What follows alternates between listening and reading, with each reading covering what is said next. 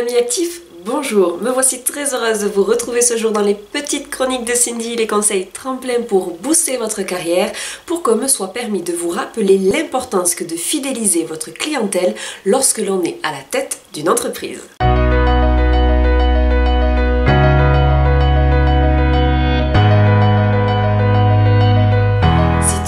De nouveaux clients n'est pas chose aisée. Essayer de garder ceux qui sont les nôtres est une étape incontournable. Voici pour vous centraliser quelques bonnes pratiques à garder en mémoire. A comme analyse. Les statistiques tendent à montrer qu'un client coûterait 5 à 10 fois moins cher à fidéliser qu'à prospecter. Autrement dit, il est capital de projeter une démarche de fidélisation à long terme et éviter tout ce qui relève de promotion occasionnelle.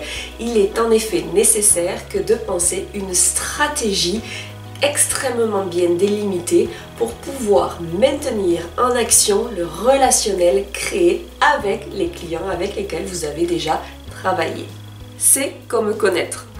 Il est impératif que d'apprendre à connaître qui sont vos clients fidèles. Au-delà d'une carte de fidélité ou d'un fichier client dans lequel vous auriez recensé les données téléphoniques ou encore les adresses mail, il est impératif que de penser à leur transmettre une fois la prestation terminée un questionnaire qualitatif, lequel leur permettra de faire un retour sur l'évaluation qui est la leur vis-à-vis du produit ou du service que vous leur avez procuré. Les résultats obtenus vous permettront à juste titre une belle remise en question si besoin était. E comme émotion. Pour fidéliser votre portefeuille client, il convient d'aller toujours plus loin. Il est nécessaire à ce titre de penser à leur offrir quelques avantages bienvenus, notamment tels qu'une annonce en avant-première, une livraison gratuite ou encore des conseils avisés. M comme marketing. Une fois en votre possession un fichier client, vous pouvez encore utiliser des sites tels que MailChimp pour envoyer une fois tous les 15 jours ou une fois par mois une newsletter ou lettre d'information avec du contenu. Attention à ce que ce contenu ne soit pas exclusivement publicitaire. Attention également à ce qu'il ne soit pas trop long, trop complexe ou trop lourd à télécharger car le temps de vos interlocuteurs est précieux.